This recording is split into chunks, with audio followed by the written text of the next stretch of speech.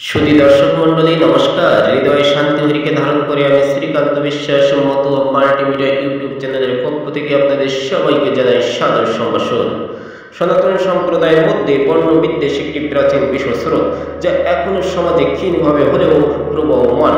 একটু তলিয়ে দেখলে দেখা যায় এই বিষস্রোত মানুষের অজ্ঞতার কারণে প্রবাহিত হয়েছে এবং হচ্ছে।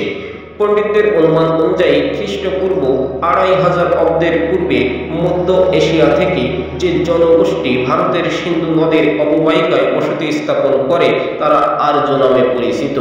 আর্যরা আগমনের পূর্বে প্রাচীন ভারতে অনেক শ্রেণীর আদিবাসী বাস করত। তারা অনার্য বলে পরিচিত ছিল।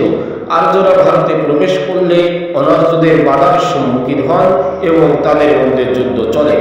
আর্যদের সাথে যুদ্ধে যে সকল অনার্যরা পরাজিত ও বন্দী হতো তাদেরকে আর্যরা সেবার কাজে নিয়োজিত করত। ক্রমে ক্রমে সারা ভারতে আর্যদের প্রভুত্ব প্রতিষ্ঠা হলে অনার্যদের তারা শূদ্র রূপে গণ্য করত। এর প্রমাণ আর্যদের লিখিত শাস্ত্র গ্রন্থগুলোতে দেখা যায়। কালক্রমে আর্য অনার্যদের মধ্যে বিদ্বেষের পরিবর্তে সৌহার্দ্য প্রতিষ্ঠা হলে আর্য অনার্যদের মিলিত ঐতিহ্যে ভারতীয় সমাজ, সংস্কৃতি ও ধর্ম বিশ্বাস তৈরি হয়।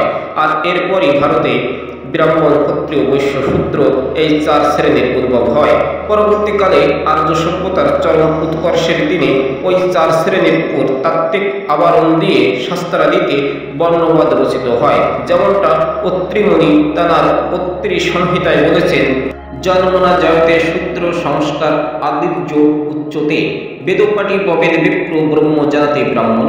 অর্থাৎ মানব জন্ম মাত্রই শূদ্র, সংস্কারের দ্বারা দ্বিজ হয়, দ্বিজত্ব অর্জনের পরে বেদ পাঠের মাধ্যমে বেদ জ্ঞান লাভ হলে বিপ্র হয় এবং বেদ জ্ঞান প্রভাবে ব্রহ্মকে জানতে পারলে ব্রাহ্মণ হয়। মোট কথা হলো ব্রহ্ম জানাতে ব্রাহ্মণ। কিন্তু বর্ণবাদের তাত্ত্বিক ব্যাখ্যা অনুসরণ না করে বংশানুক্রমিকভাবে সমাজ পরিচালিত হতে থাকে। আর সমাজে শুরু হয় বর্ণ বিদ্বেষের বিষস্রোত। আর সেই স্রোতের মুখে পড়ে নমশূদ্ররা। নমদের পেছনে শূদ্র যুক্ত থাকায় এখন সবাই নমদেরকেই শূদ্র বলে ধরে নেয়। এটা চরম অজ্ঞতা। মূলত শূদ্র বলতে যা বোঝায় তা নমরা নয়, নমরা ব্রাহ্মণ। তার প্রমাণ নমশূদ্রদের উৎপত্তি ইতিহাসের মধ্যে অনেকটাই বলে এসেছি। তারপরও আমি বিস্তারিত আপনাদের জানাবো। এবং নমশূদ্রদের পিছনে এই শূদ্র থাকায় অনেকেই নমদেরকে শূদ্র হিসেবে গণ্য করে, যেটা আদৌ ঠিক নয়। কেন নমদের কথা বর্তমান প্রচলিত শাস্ত্র গ্রন্থে নাই? তার ইতিহাস অতি হীন মানসিকতার ইতিহাস। নমশূদ্রদের উৎপত্তি ইতিহাস বলার আগে যাদের কারণে ইতিহাস সূচালোকে এসেছে তাদের নাম না বললে চির অকৃতজ্ঞ বলে সমাজ আমাকে ঘৃণা করবে। প্রথমত, খুলনা জেলার জীবন যোদ্ধার নামে এক ধনাঢ্য ব্যক্তি বর্ণবিদ্বেষের শিকার হয়ে নমশূদ্রের উৎপত্তি ইতিহাস জানার ঐকান্তিক আগ্রহ প্রকাশ করেন এবং অনেক জ্ঞানীগুণীদের নিয়ে একটি কমিটি গঠন করেন। ওই কমিটি 4-5 মাস বহু চেষ্টা করেও যখন কোনো ফল লাভ করতে পারল না, তারপর তারা শরণাপন্ন হন ওড়াকান্দির ভগবান গুরুচাঁদ ঠাকুরের কাছে।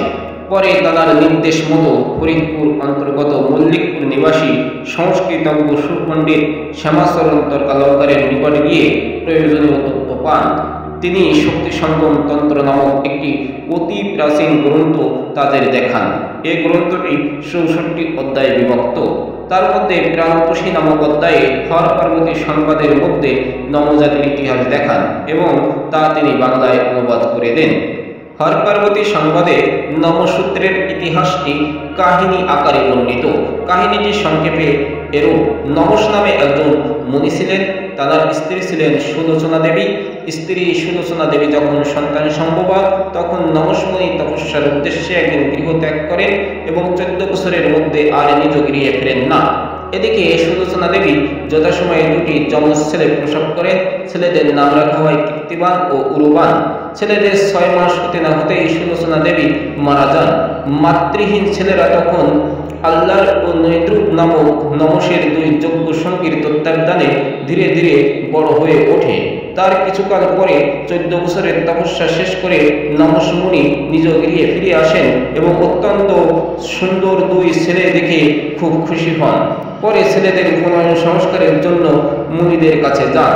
তখন মুনিরা নমস মুনিকে বলেন, তোমার 2 যোগ্য সঙ্গী আল্লাহর এবং নৈদ্রুপ তাদের সমস্ত জ্ঞান অর্জন থাকা সত্ত্বেও কেন এত বছর হওয়ার পরেও এই বালক দুটি উপনয়ন করাননি? তখন নমস্মুনি বলেন, আসলে ওরা কেউ ব্রাহ্মণ নন, ওরা প্রকৃত শূদ্র, তাই ওরা আমার সন্তানদের উপনয়ন করাতে পারেননি। তখন সকল মুনি নমস্মুনিকে বলেন, যেহেতু তোমার সন্তানদের বয়সসীমা 14 বছর অতিক্রান্ত হয়েছে, সেহেতু ওদেরকে আর উপনয়ন করা যাবে না।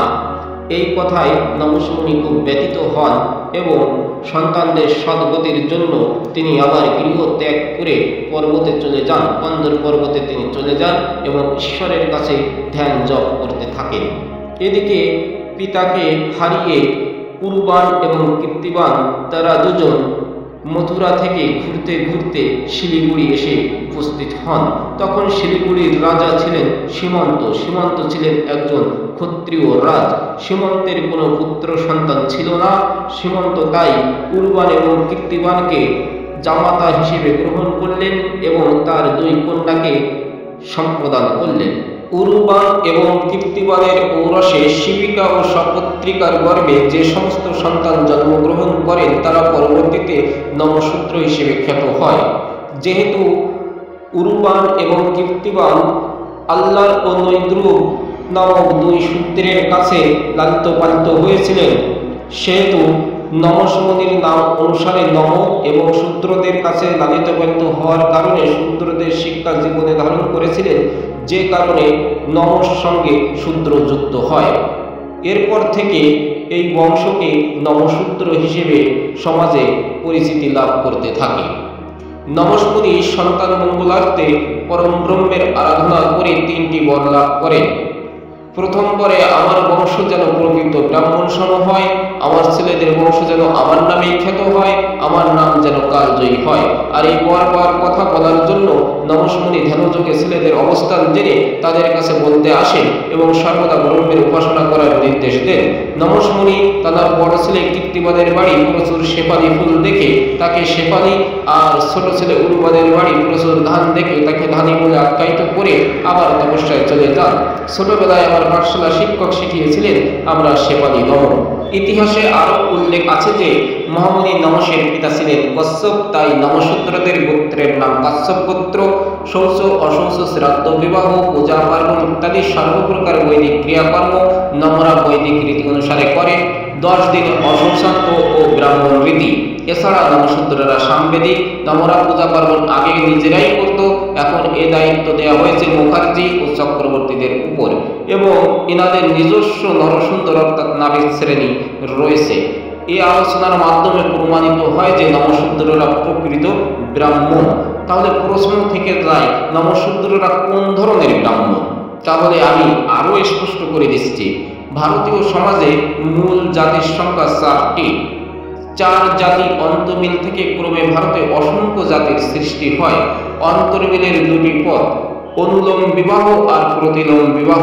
উচ্চ বর্ণের পুরুষ কর্তৃক ও নিম্ন বর্ণের স্ত্রী গ্রহণকে বলে অনুলোম বিবাহ এবং নিম্ন বর্ণের পুরুষ কর্তৃক ও উচ্চ বর্ণের স্ত্রী গ্রহণকে বলে প্রতিলোম বিবাহ।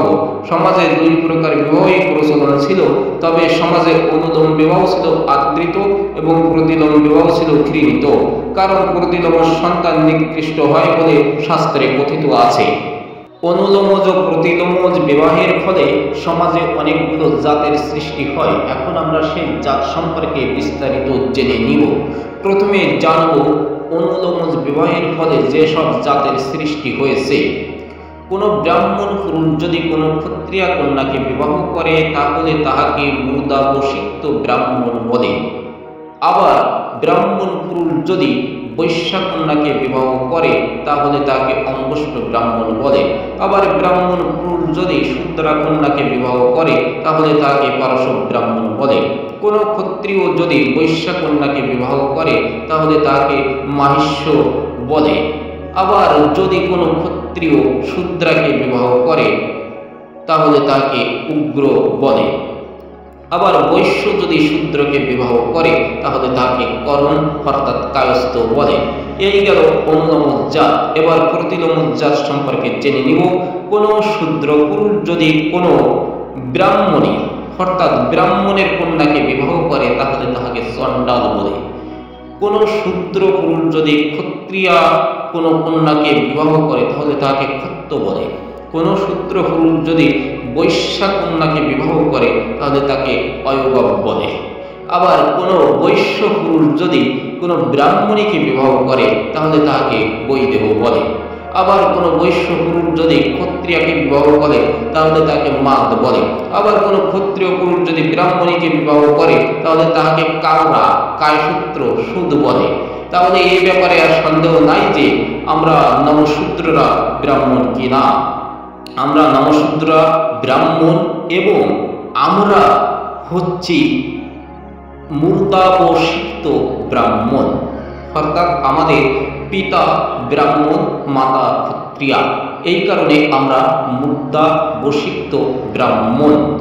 তাহলে বোঝা গিয়েছে নমশূদ্ররা প্রকৃত অর্থে ব্রাহ্মণের সন্তান। এ সম্পর্কে আর কোনো দ্বিধাদ্বন্দ্ব থাকার কথা নয়। তো দর্শক মণ্ডলী, ভিডিওটি যদি ভালো লেগে থাকে অবশ্যই লাইক করবেন, কমেন্টস করবেন এবং বন্ধুদের সঙ্গে শেয়ার করবেন।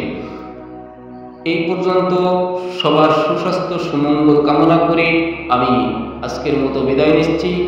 সবার মঙ্গল হোক, মঙ্গল হোক, মঙ্গল হোক। জয় মা, জয় মা, জয় মা। জয় হরি বল, জয় হরি বল, জয় হরি বল। জয় গুরু, জয় গুরু, জয় গুরু।